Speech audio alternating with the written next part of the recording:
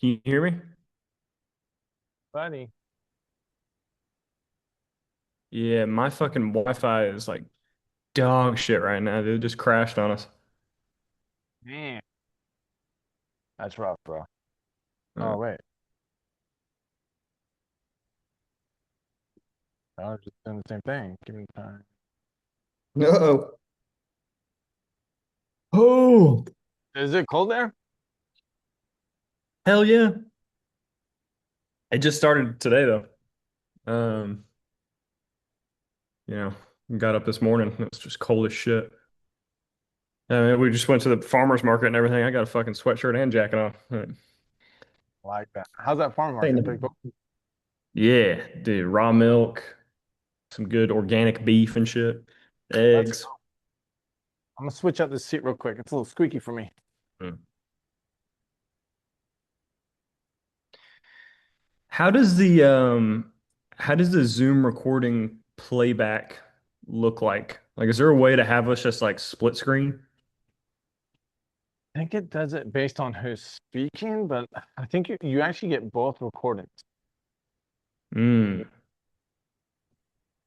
All right, cool. And then these are some of the things I'm gonna ask. I don't think this is gonna be like one seamless kind of deal. It's like, first of all, shit, I ain't no goddamn podcast master or anything. That's Yeah. what they're expecting. They are poorly mistaken. Um, I think we literally just do it like,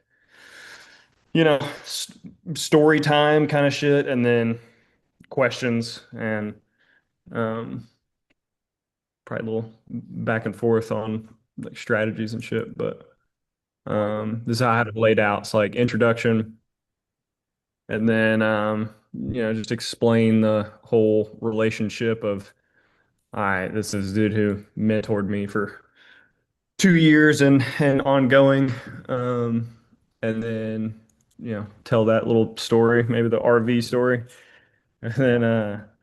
uh, basic overview question like how much sales and webinars do you think you've done career long? Um, Tell the story of how you got into FinPub and that first like run with MTI and getting up to 48 million. And then we'll go deeper into that, like what really made that possible, low ticket and uh, the amount of spin that was happening, the front end, back end model of that, um, Oh and yeah. and how it was 1 million on the front, 3 million on the back. There was dedicated back end sales reps, that kind of stuff. Um, and then I I don't know if you want to touch the maybe we don't name MTI, but like I don't know if you want to Mine. get into the negative side of the story and like the transition to sales agency and then the transition again. But Yeah, I mean, my transition wasn't really bad from MTI onward. Like, I was kind of the domino that fell, and then everybody came, and so I don't mind mm, covering that. The sales agency, I don't mind either. I mean, like they go by something. Maybe I won't say lead mark per se, but yeah, I'll know how to navigate that, man, on the fly. okay. So yeah, MTI story, sales agency story, like repeating the thing, like this is a proven fucking process. And then $15 million run rate with Woodford.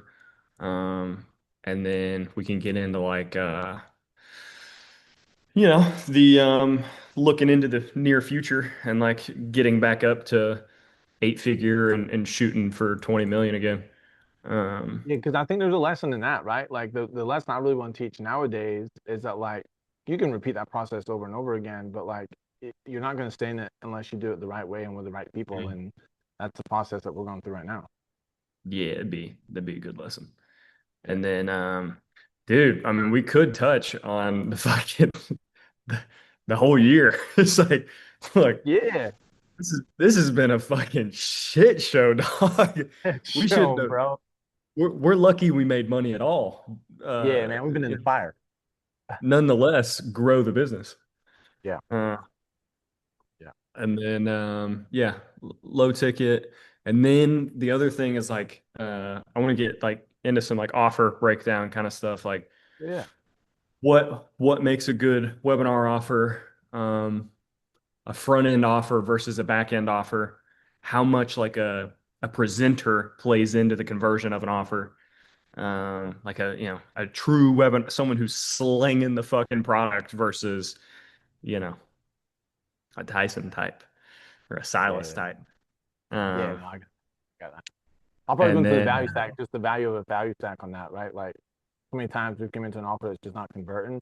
Literally, we'll just go rewrite the value stack and then come in and present it, and we'll get a pop. yeah. And then none of my guys are really, there's only like five or six of my followers that are like actually in FinPub. Everybody else is just like super interested in it because it's like that whole secretive niche that like is not accessible by young people. Yeah, Um, yeah, yeah. so like we talk about that and like it's a lot of affiliates and media buyers and shit that are my Perfect. audience. Um, so I think making a distinction of like the North Star of this business is fucking buyers, like bar none, sentence ended. Like it is buyers. That is the only thing that really matters. Um, there is no day one profit on this shit. It's just, most traffic sources are 30, 60 to 90-day break even cycles. And like that is like so bizarre to most of the people who follow me. Um, and then who's the best webinar presenter of all time? Well, who's the GOAT for you? Uh, Okay. and then maybe we get into like the customer support sales aspect, which I'll have this pulled up. It's like you got to remember all this shit. Yeah, no, I got you, I Uh, got you. and then that would be, let me see. Yeah, I mean, we could touch on like email, um, daily newsletter, and like keeping a list warm. Mm, maybe the idea of co-reg. Not a lot of people understand that. Yeah. So I it's like think a that whole would be. series. Yeah. Yeah, I mean, we don't have to do all this shit today either. We could like do this as like almost like a, 15, 20 minute YouTube video and just break it down by topic if you want. I think that'd be cool too. Yeah, no, like I'm cool. Like yet again, if like we can cover a little bit of everything, and And then go you deeper get later. feedback from your audience of like what they want to know more about, then like we'll definitely just like a full session on like co-rag or a full session on just purely Yeah. webinars. Yeah, we can definitely do that. All right, let me go piss real quick and look. All right, for sure.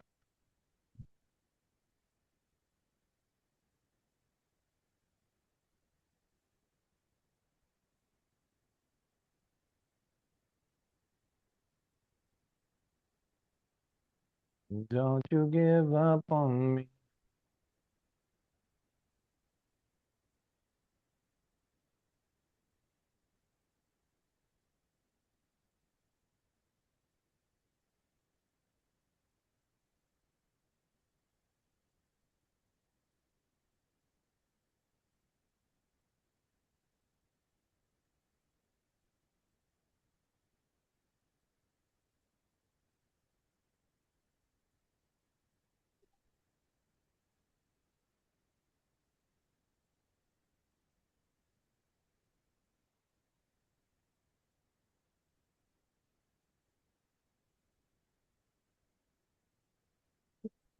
All right, let's get it. Get it, bro. Hmm. All right, so this is going to be, I guess, interview one, episode one, whatever we want to call it. This isn't really going to be like a podcast kind of deal. I'd rather have it as like, you know, actual sauce that we're covering instead of fluff and bullshit. We'll have a little story time and stuff like that, but um, this is definitely going to be something that like people will actually take something away from and be able to potentially implement something from it. So, you guys don't know Scott Barnes, which you probably don't because FinPub is very Game of Thrones-esque and secretive to young people, in my experience. He has been mentoring me for the past 2 years. It's ongoing. Lived in his RV for what, month or two straight, just coming down to Florida and start I start think you learning like. from me. I think it was supposed to be like 3 or 4 months. I think it's Yeah, just a yeah, big blur for probably you at was. this point. Yeah, seriously. But yeah, started learning low ticket from you first, and then I kind of spread out to everything, and now we're gonna be launching we work with the three different brands together and launching Josh Martinez in January or Yes. so. But yeah, dude, if you want to get into like a little bit of your background, like how you got into finpub, uh, how what kind of sales you've done over your career, big accomplishments, that kind of stuff, that would be a cool place to start. Love it, love it, love it. First of all, man, super excited to be here today. I think it's gonna be amazing. It's really gonna be a testament to see where your knowledge base is, right? Like we've had an incredible couple of years together. Amazing to see where you are in your journey. But they say you don't own it, right? You don't own knowledge until you can pass it on. So really excited that you're doing this and getting out of the comfort zone. High level, look, I've been in the FinPub game for about 10 years now. I've been in marketing for over 20 years. Started off really in that traditional media, cut my teeth in the automotive like marketing arena in 2008, 2009 when the crash was. And so really learned how to not only just sell, but really saw the shift inside of marketing from traditional media going into like digital. And so I tried to stay ahead of that. Did some really cool stuff with digital media back then, especially in like the automotive series and section. Got in with some like local companies as well. Really saw an interest in that back when SEM was really popular. Your online listings were really popular. And then just display advertising as a whole. We used to do this like remnant ads. Remnant ads, for people that don't know, is all these big companies and all these big websites like ESPN, Wall Street Journal, anyone that you can think of, they have a lot of ads left over, right? Let's just say they have 20 million page views every month. They don't have enough sales reps to sell 20 million page views.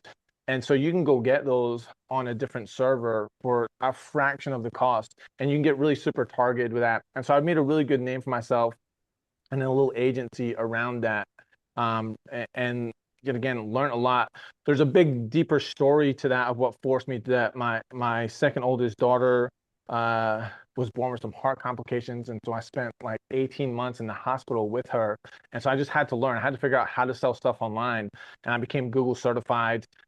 Amazon was just starting to really take off, and so I cracked the code on that and had some venture capitalist groups that would give me like 10, 10 maybe pallets or 10,000 units of a product, give me a stack of cash and say, hey, figure out how to go sell this times a million. And so Yeah. we would do that and they would go raise money and it'd be a lot of fun. And so I did that for a period of time. And that's really where I mastered the craft of marketing in some ways, or where I thought I had mastered the craft in marketing in a lot of ways. And I kind of got a little burnt out with that, to be honest with you. It was a little bit crazy. We would go sell 10,000 units pretty quickly and rapidly and put a lot of work into that from the branding point of view, the getting the audience really dialed in. And then they would go raise like millions of dollars through that. And instead of putting it back into the company, they would go buy Ferraris and mansions and stuff like that. And there's only so many times you can do that for you're like, what? I don't have Yeah. a Ferrari. How's this working out? Yeah. That's some And bullshit. so, yeah, it was crazy, the trip. And so my wife was in law school.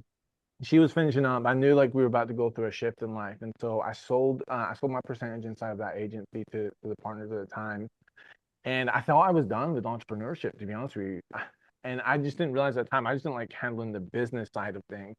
Um, and so, I had a couple of recruiters that had been trying to recruit me for a couple of years, like, hey, if you ever want to go back into the corporate game, like, we'd be really interested. And so, you know, I just hit the fuck it button. If I'm being honest with you, I was like, fuck it. And so I called him up and said, hey, look, man, it's Tuesday. I'm gonna come down to Orlando. I was in Tallahassee at the time. I'm gonna come down to Orlando for one day, set up some interviews for me. And so he sent me on like 3 interviews that day. This company called MTI was the first interview I went to. And man, like I had done some cool stuff, bro. I've done some really cool stuff with Google AdWords, and that's what they were looking for. They were looking for someone to come in and really buy media at scale. They were about 12 million a year at that point. And I come in for the interview and they're like, tell us about the most complex or challenging like AdWord campaign that you had done. And I thought I was about to blow them away, right? I had Yeah. just we had this client called Storm Shelter. They were selling like tornado storm shelters in like places like Oklahoma and Kansas and wherever Dorothy is from the Wizard of Oz. But um, and I've done some really cool stuff. We've gone into like 125 Home Depot stores, but we've done this Google ad campaign where I'd managed to API weather.com, and you can't actually track tornado winds, but the closest thing to tornado winds is actually gale force winds. And Yeah. so working with developers with Google to see that whenever on weather.com a gale force reading had happened in a certain DMA demographic like market area, that my campaign would fire off and it would give away, it'd be like you qualify for this like scholarship or fund, tornado fund, because you're in a designated area. And like it would only work when those were happening, right? And I was doing it in Yeah. like 112 different digital market areas. I'm spending about $125,000, maybe like between like 75 and $125,000 on doing that on those AdWords. And back then, like you had to really work every single AdWord. Like it was just like nonstop, like all day, just tweaking, tweaking, tweaking. And they just looked at me like, yeah, that's cool. What else you got? I was like, oh, damn, I just threw my best card and it didn't do Yeah. nothing. And so I really left there like, oh, humbled. I went to two other interviews, VP positions, and got offered like the jobs on the spot. And I was like, yeah, I need to, give me through the weekend to talk with the wife and make a decision here. I've got a couple offers. And sure enough, long story short, MCI they threw some money at me. They said, like, hey, we'll give you a dollar amount of or a percentage of everything that you touch, do some commission, do some profit share. And so I went off to the races, and I got into this world of finpub and haven't looked back since. And it's been a crazy ride ever since then. And we'll get into all those details. But high level over this last 10 years, with offers I've either created, webinars I've either written, companies I've either owned or had profit share in. At this point, we've probably sold over 300 to 400 million dollars online at this point, and Yeah. it's crazy, crazy. Yeah, it's nuts. I want to make a distinction on like the difference between MTI and like an Agora type brand, because there is a difference. All of the Agora type brands are really like they sell the $97 to $197 newsletter offer, and they do a big launch, and it's like, they'll do some fucking crazy numbers. And, they just most recently did like a $15 million launch within like 30 days or something. Yeah, Um, yeah, and it's all off like tiny ass, like small ticket products.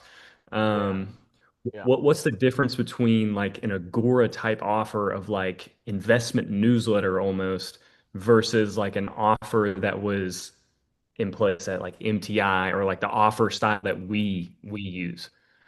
Yeah, so I think one's a true publication and one's really an like set up to try and be an education company. I've seen it both ways, right? So at MTI, like our last year that I was at, and our biggest year was 48 million in a year, really just relying on like indicator packages and education along with that. With Agora, it's just a whole different beast, man. They really Yeah. are like truly a publication that's selling like alerts and stock picks and stuff like that.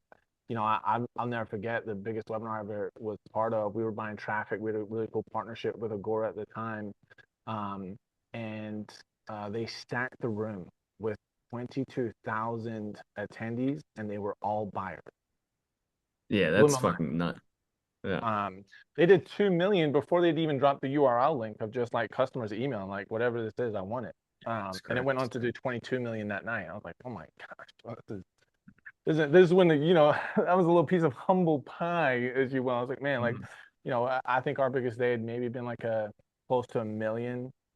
And so to see like 22 million in like several hours was just like nuts. But it really like what was really cool was a validation of my life's work at that point of getting buyers into a room of a low ticket. It was an $89 newsletter that they then sold a 1995 offer inside of that webinar. Yeah. But it was a whole production too. Like they must have spent $100,000, $200,000 just on the production of Oh that webinar. yeah. It was insane. Yeah, and they don't necessarily do there's like live. It's all pre-produced. And man, I might have to link a couple Agora VSLs under this because like it is just night and day. If you think you're a decent copywriter and think you've made some good VSLs, you have not. It's Yeah, it's 100%, very, very 100%. humbling. Yeah, I mean, their copywriters really run. So, I got a really blessed opportunity to work with Agora inside of a partnership. I may have lost an ace right there.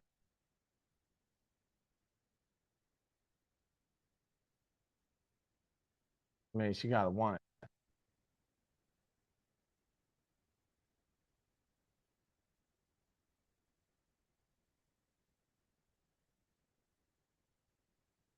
There he is. I'm back. I'm back. I'm back. He's back. Um, He's back. Um, yeah, so I was just saying there, right? Inside of the Agora world, I got an opportunity to do an actual partnership with them where we got to see the inside and their copywriters really run the show.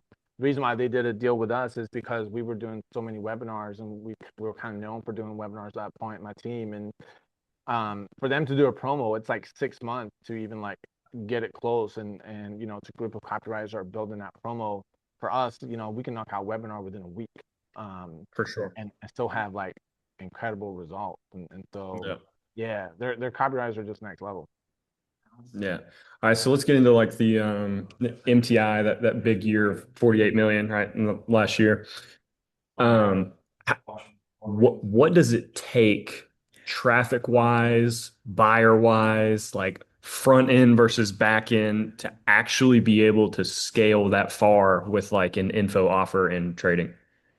Yeah, so it's a great question. I want to, I really want to elaborate on this, and maybe this is a whole session by itself because Yeah, I think it that could be. really is a formula, bro. Like, and you know that formula, you Yeah. really learned that over this last couple of years. But as you're scaling up, man, we were at 12 million, went to 24 million, 24 million to 48 million. There was just this like when I came in at the 12 million, they had maybe 15, 20 sales guys total at that time. And Yeah. it was like, man, like we were spending maybe 135,000 on leads. And a lot of co-reg, and we'll get into co-reg at some point, but essentially, publications have email lists, they have newsletters, they will pass you that email address. Someone will click like your ebook, you get that lead at like $2, $3 a lead. And so if you have a really good email ecosystem, which, I think we're one of the best at like just how we run email, Great. uh, Yeah. is like you don't have enough sales guys to work every single lead when you're spending 130,000 and you really have a goal with where you want to get to of like 350 $500,000 of media spend in a singular month. And so I kind of stumbled on this, but they asked me to put together this like presentation of what like I think I would do to go scale it up like at mass scale. And so man, we really just need a filter system. Like what if they could only work on leads that were qualified leads? And well, how would you qualify a lead? Well, you could make them fill out a questionnaire, but the truth is, if you study human psychology, people don't really like fill out questionnaires like honestly or truthfully. And so you have to do it based on a behavior pattern. So the biggest behavior, like if you think about like just humans, right? Like we are creatures of habit. And so it's like, oh man, what's a habit? I really believe that people that buy will have a habit of buying. And so we just went on this quest and I started selling these like micro products. And then at that time, like tripwire products over that year or two, tripwire products started to become popular again. This was right before ClickFunnels really had their pop. I didn't like the term tripwire. It was like, man, like you're tripping them up. Like whereas like micro, it's like I want them to make a micro commitment Feels like a because that trap. actually makes, yeah, or a trap, Yeah. right? Like it's just Yeah. terrible. Your dad has a really good thing. He thinks it's like a welcome mat offer. It's like you're welcome into your Yeah. house, and I totally get it. And so what we found was those people that would like spend like literally like 97 cents, 99 cents, a dollar with us would go on to buy a $3,500 package at like 18% within 30 days. And so you can really build a process, you can build a pipeline around that. When you're doing 48 million, everything has to be like systematized, processed in a system to be able to like scale that up. And so it's like, okay, well, the first thing that we have to do is identify, like we have to buy leads at a low cost so that we can get quantity as well as like there's going to be quality inside of that quantity. And so how do you pull that quality out? Well, you just tag them, right? So well, let's tag buyers. Okay, well, now that they've bought, what's the first thing that they really need to buy that's like a big commitment? We ended up selling this $3,500 package that would really like get them in. Like once you've bought that, like you're into trading at that point. And we call that really Mhm. like the switch. You've now like switched from the core belief of what you have or the vehicle that you believe is going to get you to your dream destination of more money, better looking, a better quality life, faster car, better chick, whatever that is, right? But you make that shift, and then on the back end, it was just like trying to add that lifetime value. And so now you're trying to do that stack. It's like, well, now you've got the education, you need tools to back that education up. And so we would just sell them additional $2,000 products on the back end. And so like from a formula point of view, you go get a lead at a low cost, $2 to $5.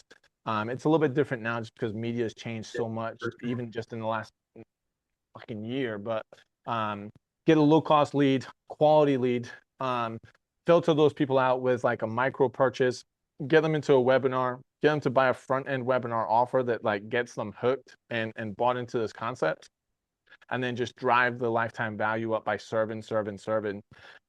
Yet again, low cost lead, 18% of people that will buy another product. And then what we found was people that bought the bigger product, they would average about 4 products on the back end. And Yeah. so for every million that we would do on the front end, we would do 3 million on the back end in that same month. Yeah, I just want to make a distinction because most people don't understand like the lifeline and lifeblood that like buyers are in finpub because the fact of like there is very, very, very few occasions where like any sort of ad spend is day one profitable. Yeah, that would Most be sources amazing. are, oh, dude, we'd be somewhere else right now, let me tell you. Yeah, most traffic sources in this is like 30, 60, 90-day break even time, depending on what it is. Yeah.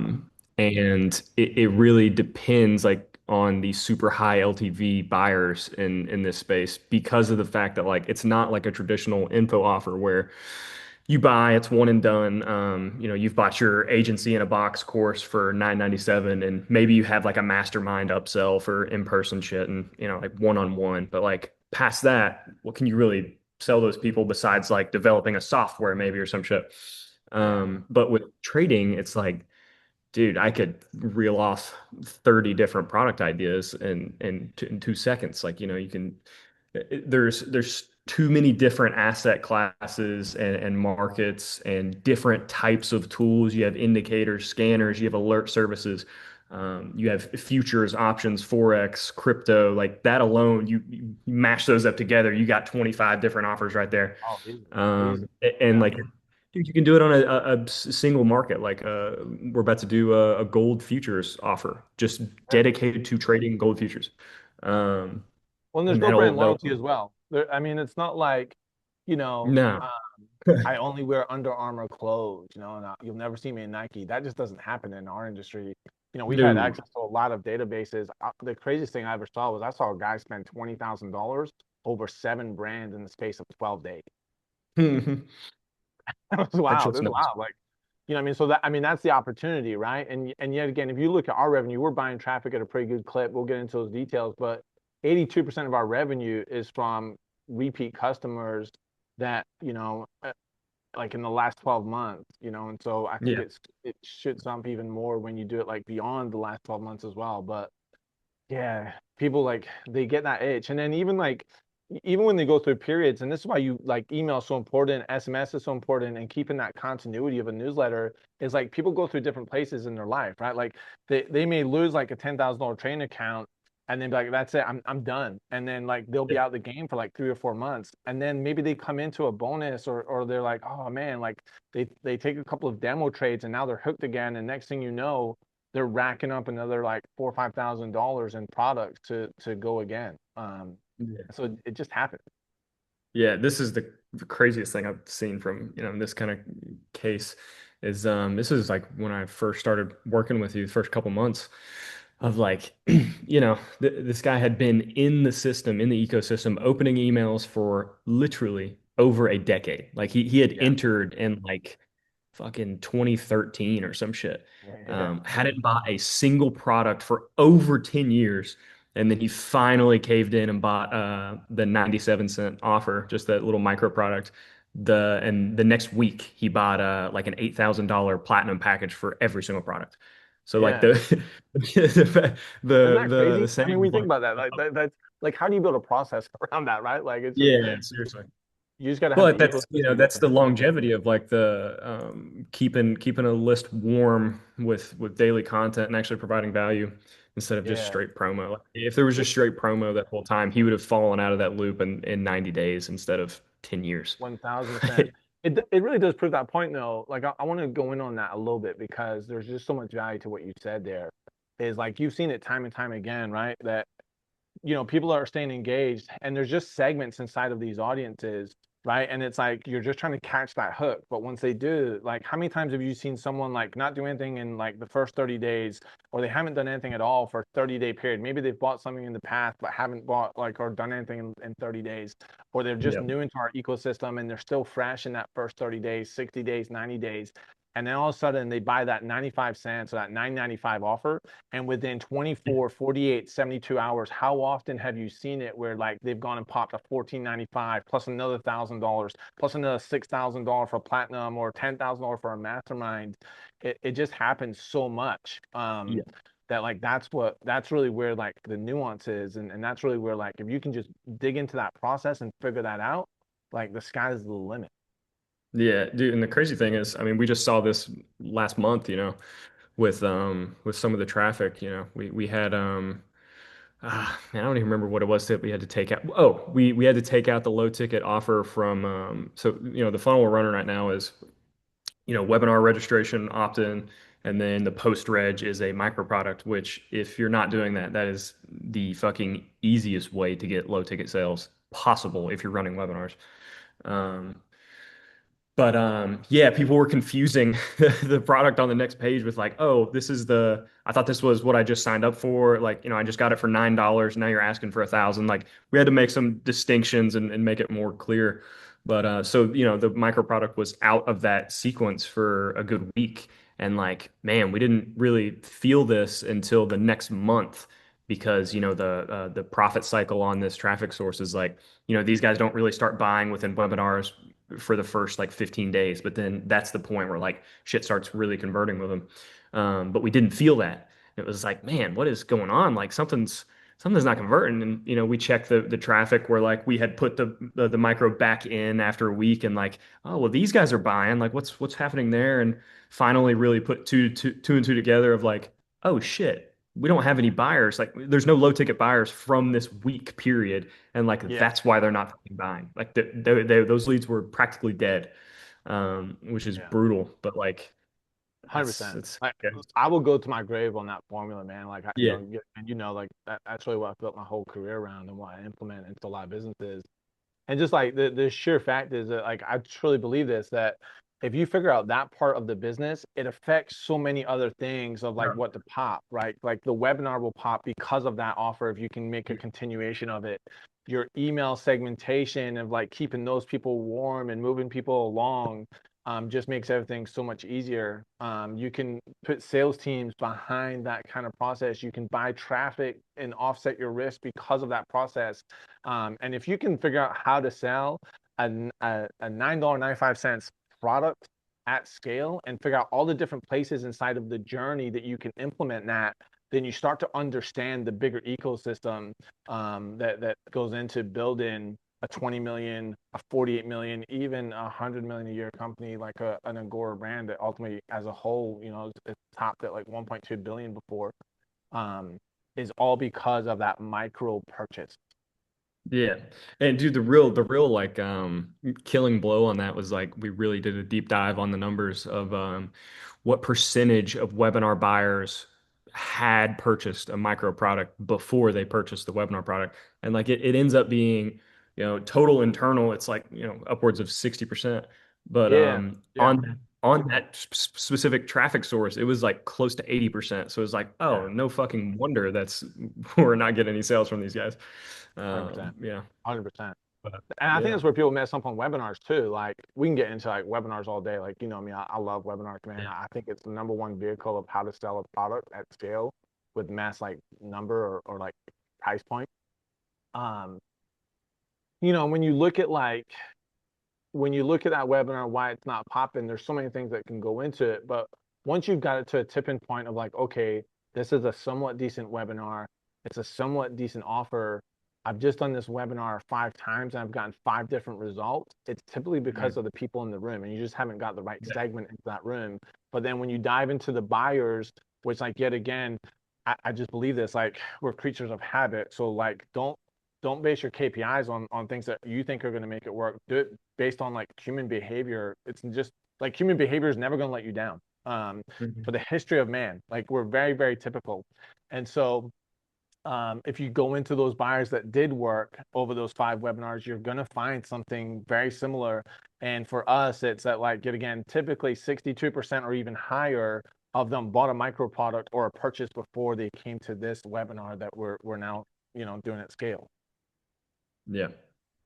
Yeah. So we'll get into webinars here in a bit. I want to talk a little bit about like your other career points of like, you had the MTI run and that went to 48 million, but then right after you did sales agency and did what it was what a 25 million Yeah, I kind of did 20. company, that kind I of mean, process. definitely did more after I left, but that second Yeah. year, we had one year of really planning and kind of navigating how we wanted to set this up. We were, it's a small industry, and so people caught wind that we were bouncing and doing our own thing, and so we were setting up deals. Agora came kind of knocking on our door as well.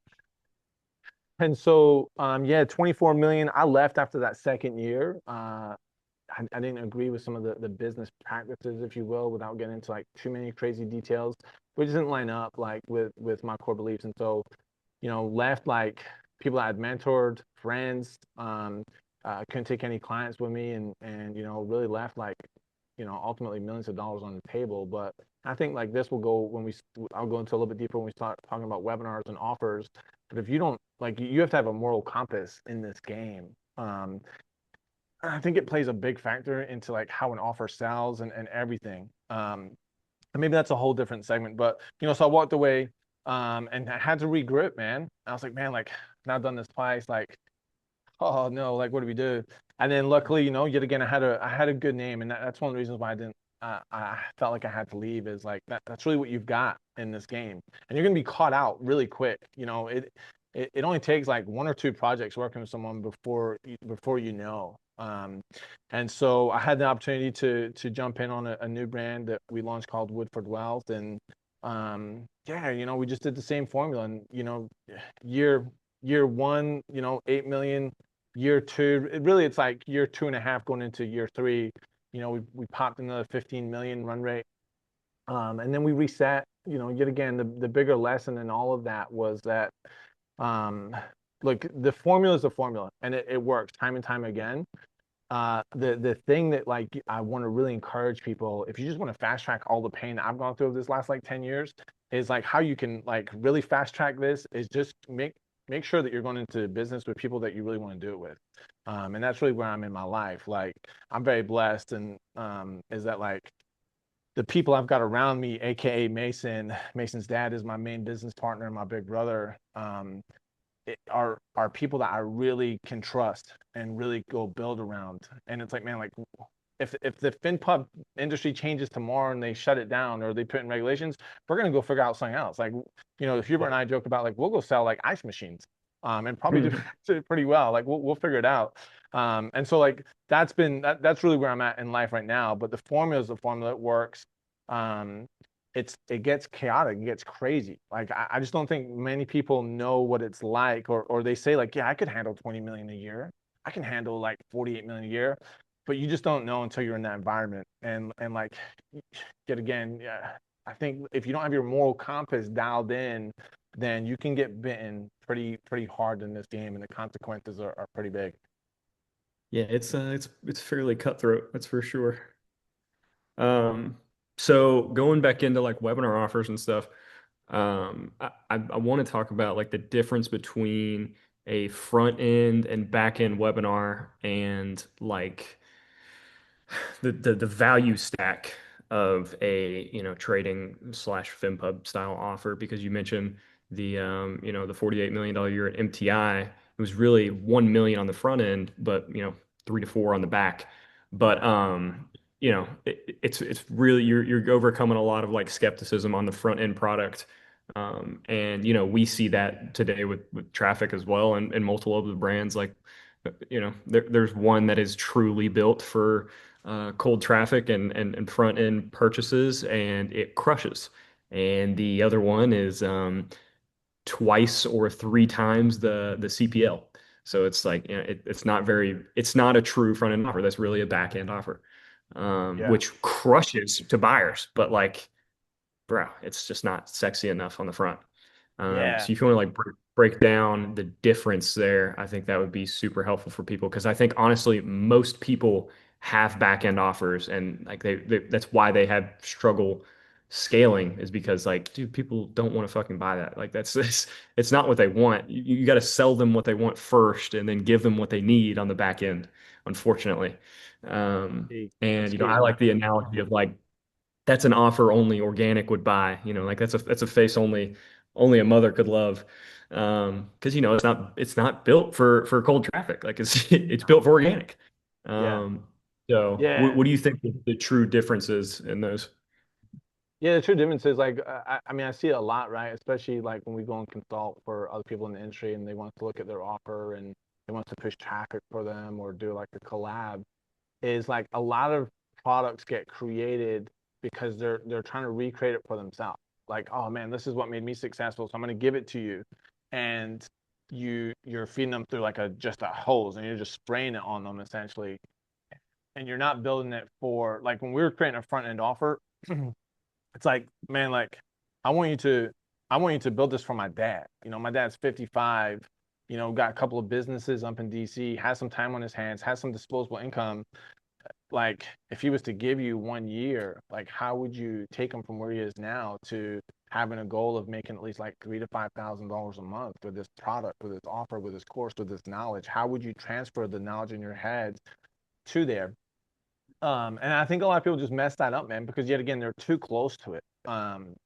They are, and so typically those work really well for people that have already grasped the concept. And so now like their big dominoes already fallen. And now they're just trying to stack there by getting there faster. And they've also learned the value of someone who's an expert and the value of paying for an expert. Where on the front end, they don't know who you are. And so they really don't care like about who you are per se. They care about like what are you gonna do for them? And how are you gonna get them closer to that goal? And so for me, like that front end offer, although the formula is the same in how we like create an offer or stack that offer, you know, um, it really has to be built around this like big domino. And what I do typically on a front end that is that like you have to justify a false belief that they have in their head of why they failed up to this point or why they haven't achieved what they're trying to achieve right now and why you have. Because no one wants to admit that like, oh, this guy's like better looking than me, he's faster than me, he's smarter than me, like he just gets hotter girls. Nobody wants to Yeah. admit that as a guy. Mhm. And so you have to justify like why you are perceived ahead of them for you to even have that influence. And so we do a lot of that inside of our webinars. Like, we take one of their core like false beliefs that they don't even know is a false belief. We show them how that like sets them up for a trap. And then we just go and attack that right away. And then we solve it like, oh man, we actually solved this problem for you. And because of that, you get this benefit and your life becomes easier and that pain becomes less painful. And then like we sell through stories. I just believe that story sells and facts tell. Like no one wants to be like spoken to. They want to be like story driven. And so we use that story to yet again justify why they failed up to this point. And I think like a lot of people just don't attack that. Like because and I think what happens too when you're a guru, it doesn't matter what niche you're in, but when you're first being perceived as an expert, you don't want to show any cracks in your armor. And so you don't want to admit that like you used to fail. You don't want to admit that like you used to actually suck. You don't want to admit that like, man, like I was not where I am today. Like it's just hard. But once you get to a certain point, you're like you're humbled and you're like, oh man, like that's exactly what I got to teach. I got to show them that like I was exactly where you are. I've gone through all this pain. I've invested all of this so that you don't have to. And part of my purpose here today is to come back and pull people with me. And I just believe that. And so, and then I think a lot of people like, and this is why it works for back end and not front end, is they create their offers not with the mentality to serve. They're doing it because they want to make money. They know that like maybe there's a market need for it per se, or they value it. And so they're doing it for like the wrong reasons. Yes, you should make money. I'm a capitalist at the end of the day. I believe in driving revenue. But if you're not doing it with a serve mentality, it 9 times out of 10 it just comes and bites you back in the butt, especially if you know what's right and what's wrong, or what's going to happen when you do that. But the formula is the same. And here's the formula that we do on a value stack. And this is the part like I probably write down. If you can recreate this, like you'll be okay. So how we do a value stack, and we can get into this, like I've had shitty webinars that like, let me just go write the end and go write the value stack and let me come in and do the close. And they'll be doing like 2 or 3 sales a webinar. We'll come in, it's like 13, 14, 20 sales with the exact same offer. I've just tweaked the value stack. And so it goes like this, right? Like we'll we'll teach you how to fish.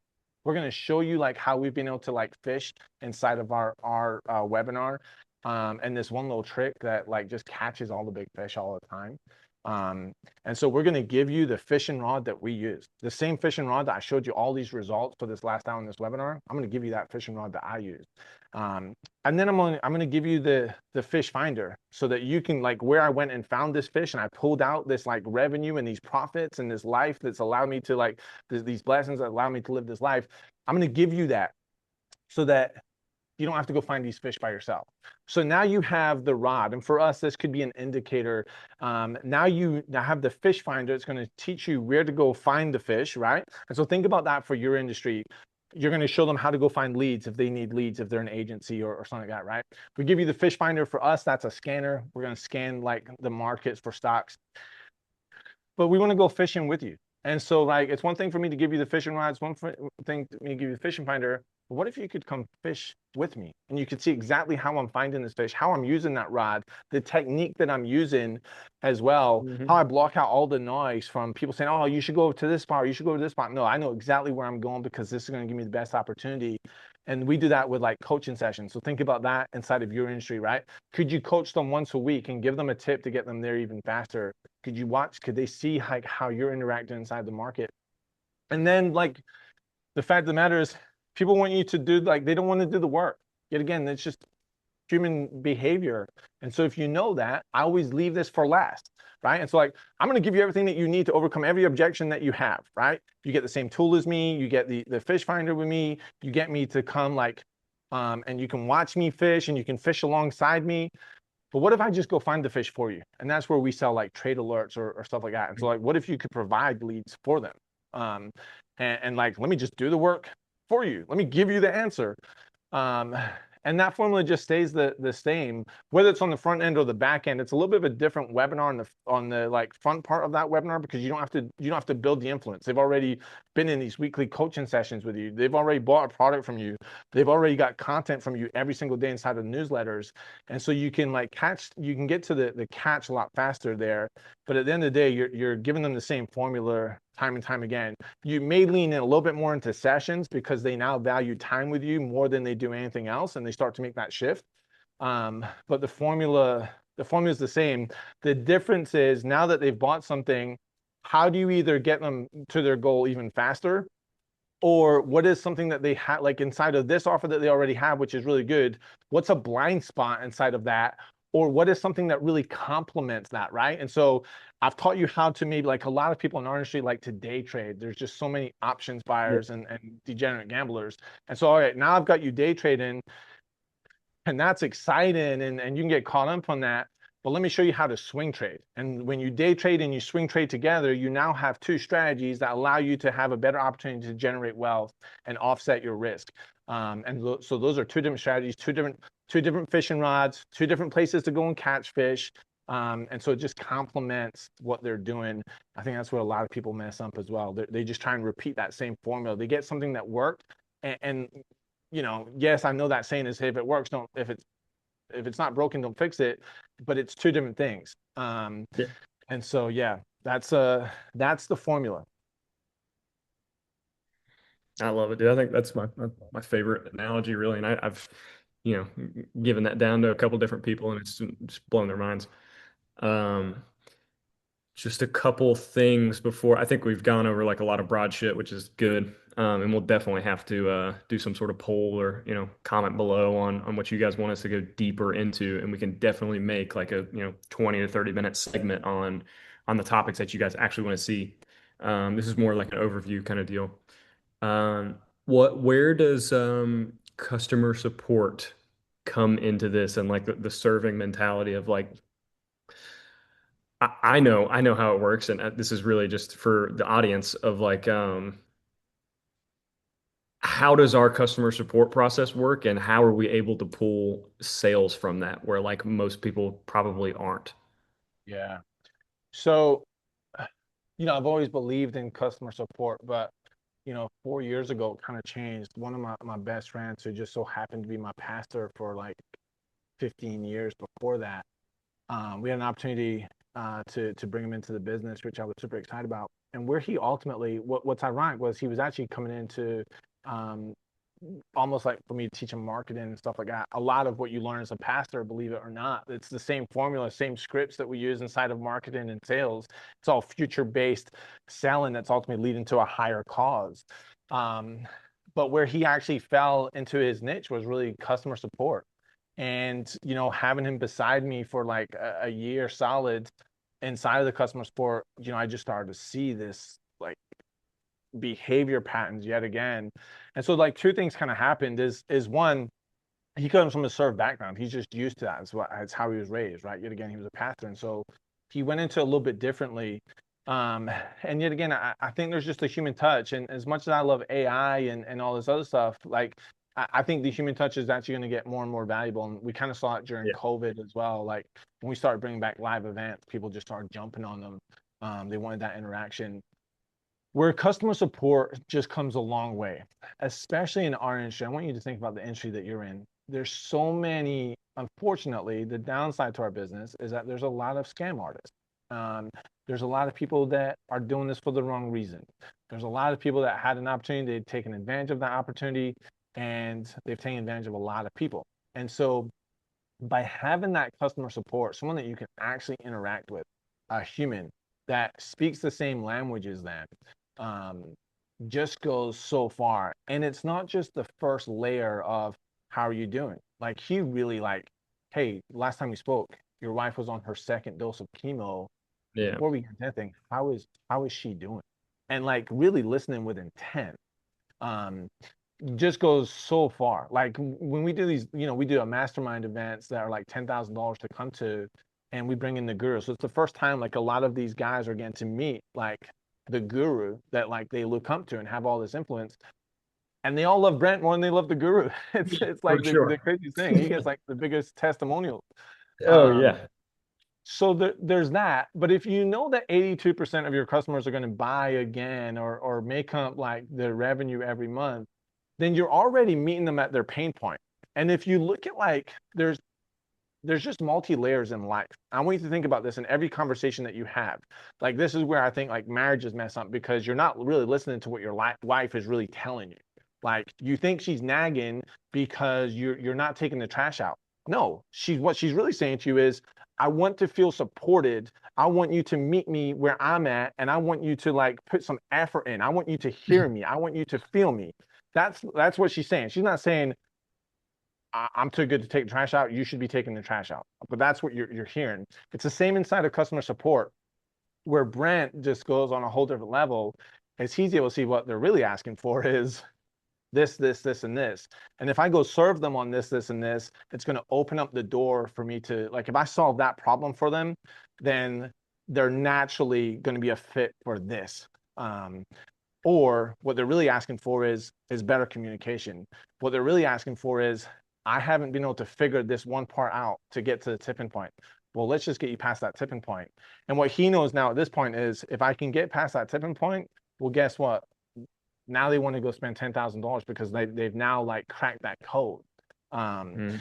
and so like what I saw with him, which is amazing, is very early on, like 4 months into customer support, he was like, can I think I could sell. Like these people are asking about Mm. additional products. Would you mind if I sold some stuff? I was like, bro, Yes, let's do Yes. that.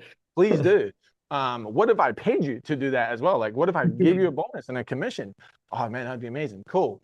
And within a month, like he hit like $115,000 all through customer support. We weren't doing any raised hands at this point. We weren't really doing phone lifts. Um, and he hasn't done less than $100,000 per month now for the last like 3 years straight.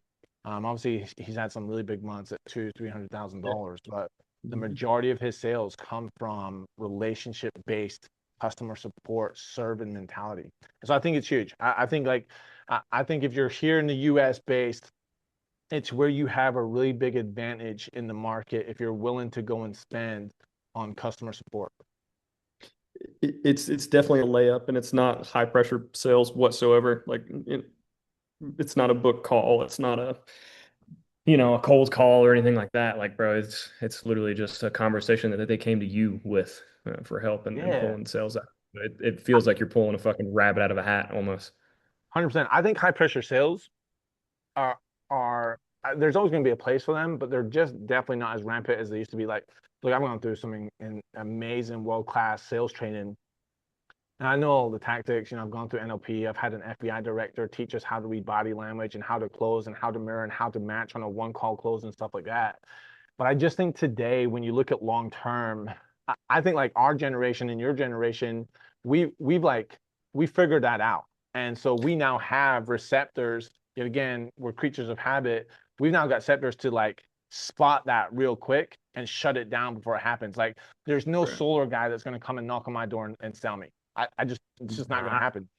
I haven't answered my phone that hasn't, an incoming call that hasn't been a contact saved in my whole life. I feel like there's just been Right. very few times that I've actually answered. So I'm like, yeah, I don't know who the fuck that is. I'm not answering that. Yeah, Um, yeah. no, No, that's not to I say there's think not a place. Like I believe in the book no, a yeah, call yeah, thing, especially like yeah, it's good. if but it's not cold. You're not doing that to cold Yeah, traffic. Like, it's a lookalike audience or it's a warm audience. It's some kind of target in some way. yeah, They're qualified enough to go through like a book a call funnel is not just like a one-step funnel. Like, they're filling stuff no, out. You're setting expectations before they even get that. You're giving them a PDF. You're saying before you come, if there's a spouse that makes the decision with you, come to the call. If she's not on that call, then we will reschedule that call. Um, and so it's there's a difference between like high pressure and accountability. And those are just two different things. no.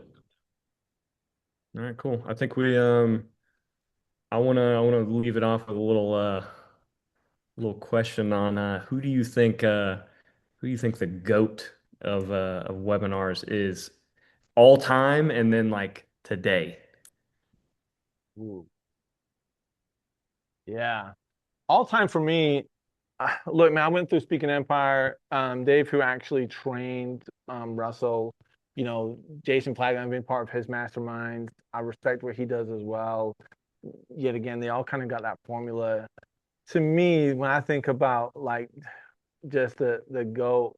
For me, it's Russell. Like, and again, I'm probably a little bit biased there, but what he did at the 10x, I just think is the GOAT of all time in a lot of ways, right? Like, pitched right from stage and just closed stupid. It was like 10 million or whatever. Never been done from stage like that. And the consistency of how he puts it out. Yet again, Jason Flagman's definitely up there for me. Today, I don't know, man. I'm a big fan of Josh. You're about to see Josh in a whole new light over this Yeah, next month. Like, he's kind of hidden. I saw him do, he's done over 7,500 presentations at this point. Like, so, a yeah, big part of this game is getting the reps in. I think I'm pretty good. Like, I put myself up there in the 1% of webinar presenters. But when he's in his swing, I just don't think anybody can compete with him, to be honest with you. When I saw him on his run, when we did the 48 million, and I saw him touch like $50 million personally over like an 18-month period inside of webinars. When yeah. he's in his zone, I think you're about to see him over this next 12 to 18 months just really lay it down again. And yeah, like it's how he's able to do education and simplify. You've seen it at a live event. Wait till you see him like add that to a repertoire of actually like selling hard inside of a webinar. Um, Yeah, but for me, like definitely Russell, but like Josh is definitely up there for me. Josh kind of, I gotta see it firsthand, right? I gotta witness that like day in day out at scale. I gotta see us do, $100,000 days. The fastest two comma award that I ever won was with Josh. We did like 12 two comma awards in maybe like 9 months. But our fastest Yeah. one, which was really cool. And I hope that you're about to break this with us over this next 12 months, by the way. But We no, will. they, I believe it, man. I really do. I hope that Yeah. it's it did a million in 48 hours, but it really did a million in like 5 days of concept. Like they came to us on a Thursday morning, and we were behind pace. We were pacing $500,000 behind for the month. And so, Josh and I always had these crazy ideas, but they come to us and like, hey, if you want to throw out one of those crazy ideas, now's the time. And so it was like 11 o'clock. So Josh and I, we gotta get out of the office. We go over to California Pizza Grill. I'll never forget this. Um, and we write it down on a napkin. I know people, you hear these crazy stories of deals done on napkins and stuff like that. This was like that, but like on an offer. And so we map it out on a napkin. Thursday, like 11:30, 12:30. We come back at 1 o'clock. We gather the team, the copywriters, the graphic designers, the funnel builders with me, the videographers, and even like the sales managers. I'm like, here's our idea. And we're going to go film today. We're going to start writing the funnel today. We're going to launch Saturday. And Tuesday, like, we're going to do the first pitch. And so sure enough, we hit it like Saturday night. And so like, get again, like by Thursday, there was no offer, no product, no funnel, no copy, no webinar, nothing. And by Tuesday around 5 o'clock, it had done 1.2 million. It was just crazy. It was amazing. It was amazing. That's what you have to look forward to, bro. That's what you got to go hit now. And so no Yeah, pressure. dude. Yeah, we got to do it on high level, bro. It sucks. A little That's good. bit, right? Yeah, that's A gonna be a little big bit. switch, dude. I mean, the only thing, and I've definitely made posts on this on Twitter and shit, but man, they are fucking up so bad. Like obviously the software's good and shit like that. We've had problems with it on our on own terms, most likely operator error. I think so. But I think so.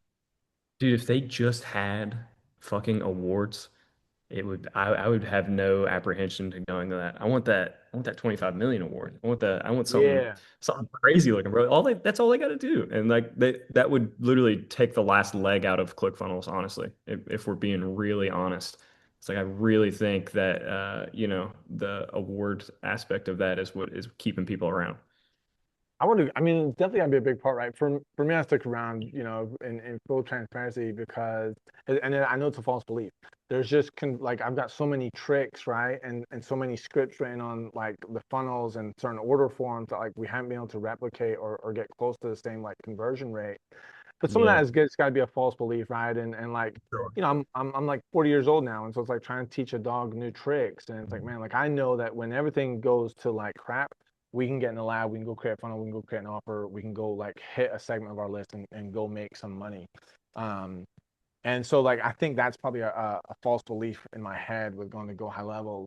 But the idea of being able to get like a trophy, like why else are you doing this? Like I, the money of this is nice, right? Like we live some really nice lifestyles. We get to bless the people that we love around us for sure.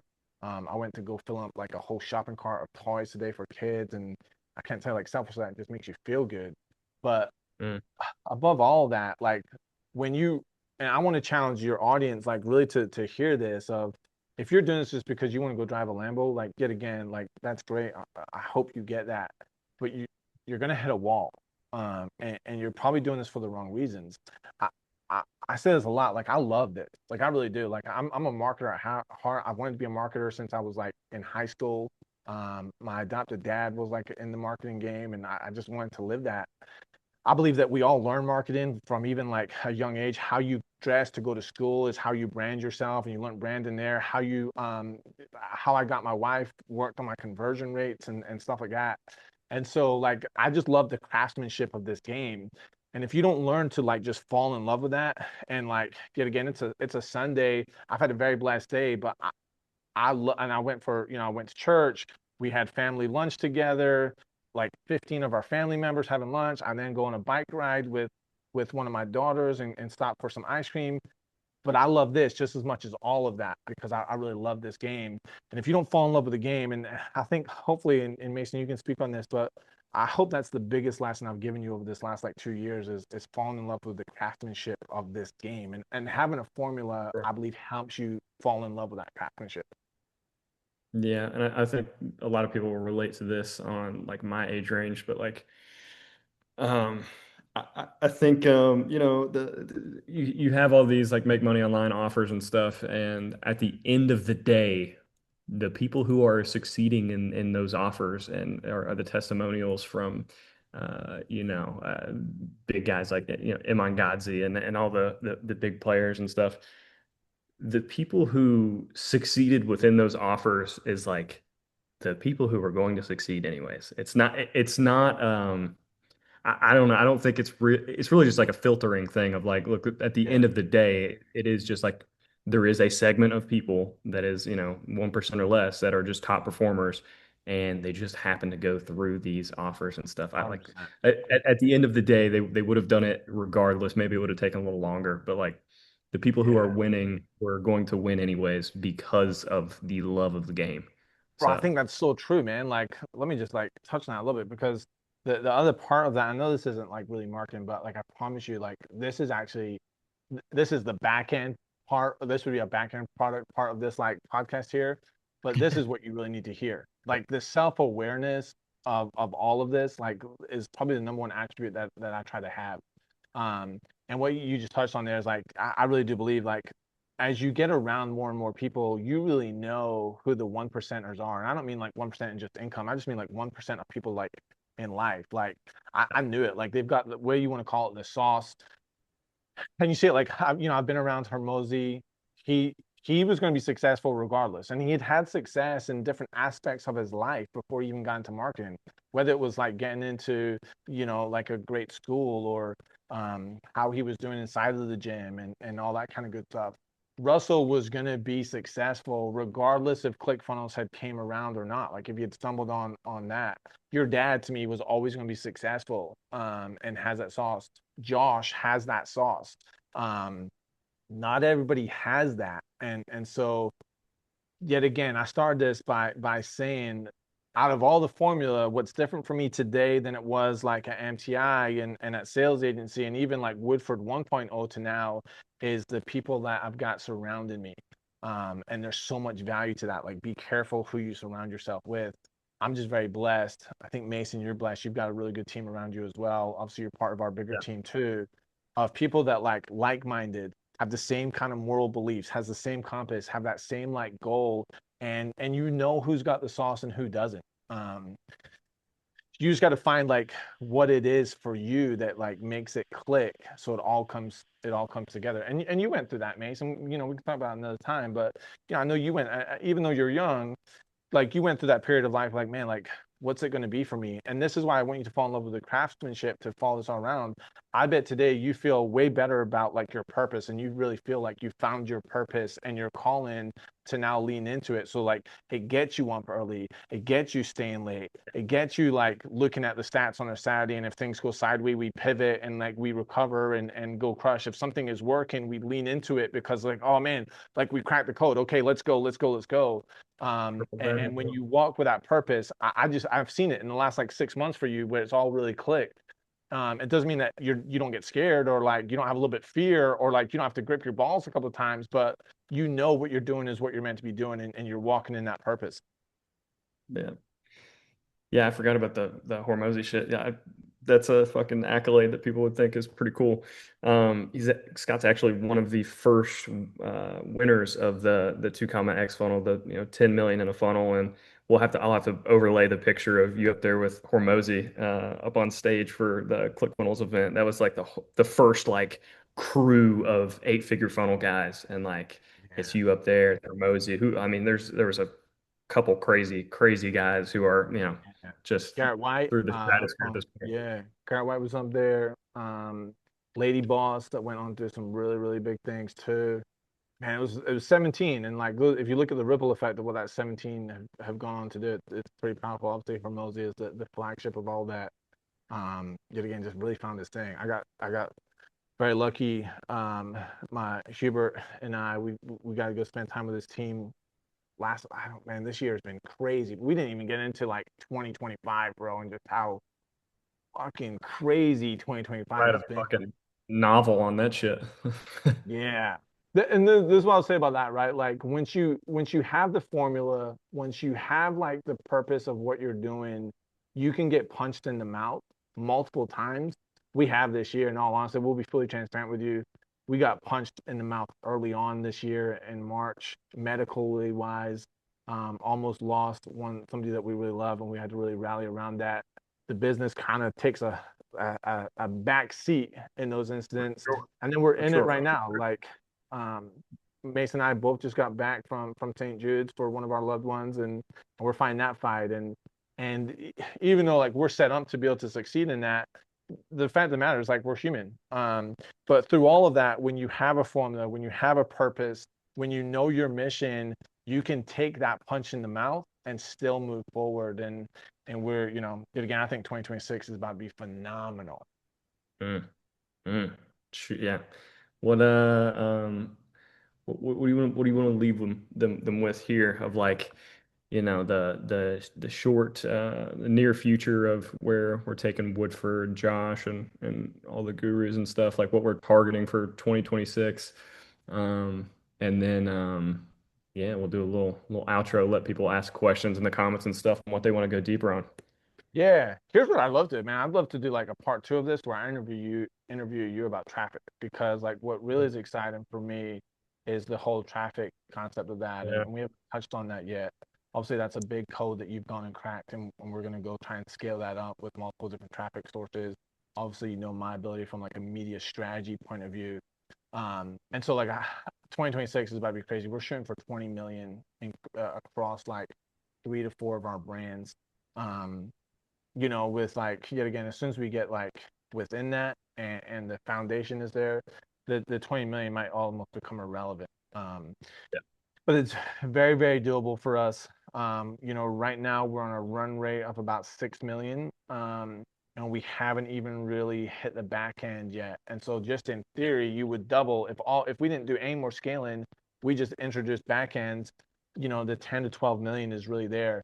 When you start scaling and putting processes and systems on board, the 20 million, it's a little bit of a stretch, but like it's very doable. Like it's not like some crazy, I want to do 20, like people just say, I want to do 20 million. No, like we have a plan to get to 20 million. What could be a cool follow-up is showing the actual formula for how, like the pro forma that we Yeah. do at the end of the year, how to A get to little that 20 top million. down drawing type shit. Yeah, that'd be cool. Heck yeah, we'll do that. Eat that. So I'm super excited about that. I'm super excited about like traffic just as a whole, seeing how AI really affects customer journeys and how it can monetize it better, optimize it better, finding that blend of the human element with the reliability and the consistency of automation, I think is going to be very exciting in 2026.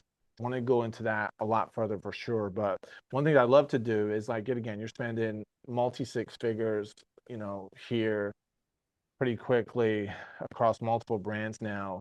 And so I think there's a good opportunity for these guys to learn from like what you're seeing inside of the traffic space. I just think traffic has changed so much than when we were spending 1.2 million a month at sales agency, um, to where it is now. And so I think there's a big teaching opportunity of like how that transitions to the whole journey and how the whole customer journey, that whole formula is affected by how you buy that traffic.